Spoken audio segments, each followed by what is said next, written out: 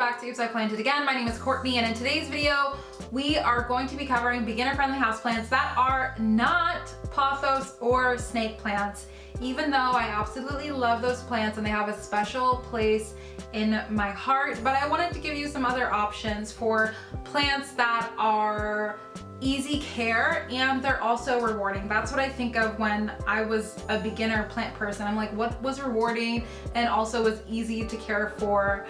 So that's what we're gonna dive into. And this is gonna be a part one. In this video, I'm gonna talk about common plants, and then in part two, I'll talk about some uncommon plants as well. So let's dive right in. First plant is going to be the bird of paradise. Now this plant, I love, love, love bird of paradise. If you've been watching my videos, I've talked about this plant a couple of times, and I'm gonna share mine with you because it's just so massive and beautiful and gorgeous, and they are a lot of places. This is a white bird of paradise, and I got mine at IKEA almost 3 years ago, and it's grown, it's over 5 feet tall.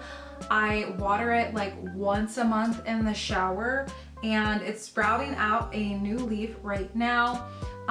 Their growth is pretty consistent, even though it's kind of like long in between leaves, but I think I've only had 2 leaves die off of this plant in 3 years, and that's because the pot was actually too small.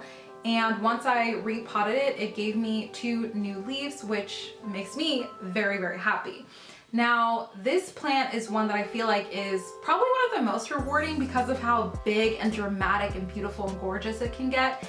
And I feel like you can put it in any room, anywhere, and it's just a showstopper. Next is the MONSTERA DELICIOSA. Now this plant is obviously one that is very popular, but it is a common plant, which I love. I actually love my MONSTERA DELICIOSA, and I want to grow one of those big, beautiful Instagram ones. I just think they're so gorgeous, and if you haven't seen, I actually put all of my little MONSTERA DELICIOSAs back together into a bigger pot so that they can grow really big and full. I will link that video up above. But I'm so excited to see this plant grow.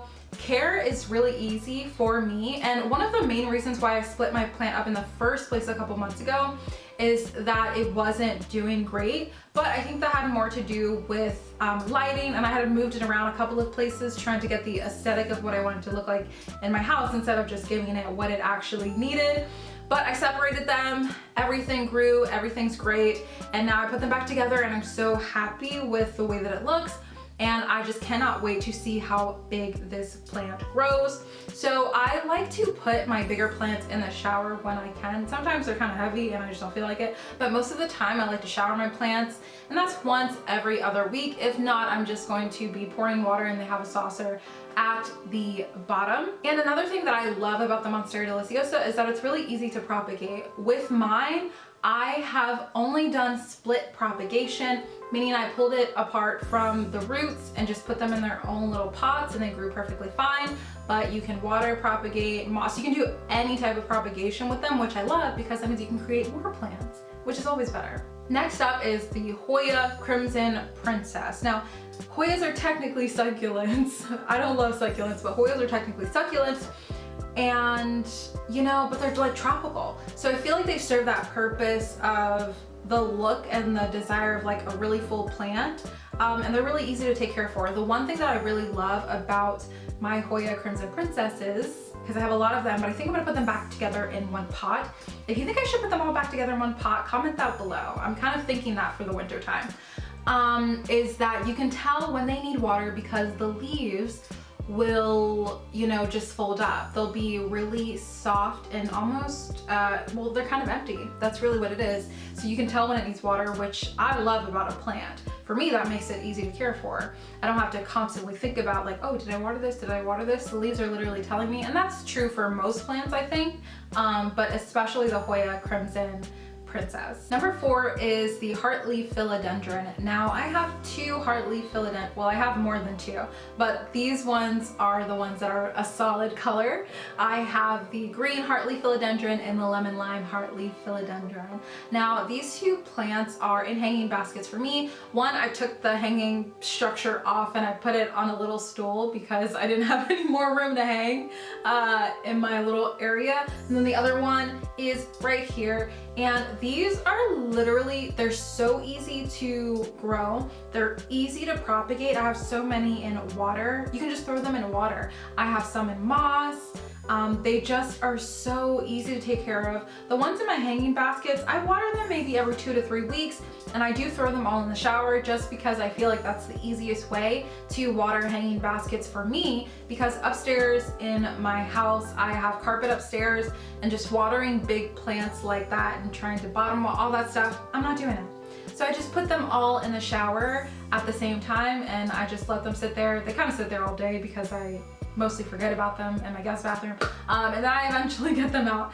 But the HEARTLEAF philodendron, I feel like one is so rewarding because you can trail, they can climb. I want to work on getting a climbing one, so I'll have to do some repotting. But I just think they're so beautiful and gorgeous, and they're so bushy and full, and I just love them. And last but not least is the MONSTERA ADANSONII. Now this is a plant that I've had for a very long time, and I have so many, and I've grown them in water, in soil, in moss. I want to get one to trail up. I want one to climb, not trail up, climb. And I think I'm gonna work on that over the next couple of weeks. But I love the look of the MONSTERA ADANSONII because it just looks so fucking cool. It looks like a cool plant. It's a Swiss cheese plant. It's holy, but it looks cool and it looks like a really expensive plant in my opinion, but I find that they're really easy to care for. I do feel like they need a lot more water than my other MONSTERAs, but there's nothing wrong with needing more water. And mine have really loved being in the light. I had 2 that I didn't have like in kind of bright light, and they were not happy. So I did get some yellow leaves, but that's okay. That's okay, it happens.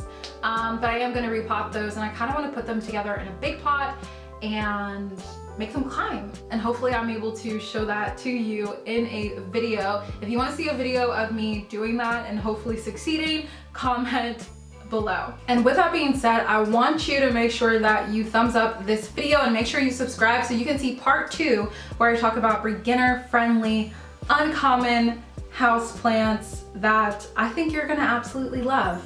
I want to thank you so much for watching today's video, and I will see you in the next one.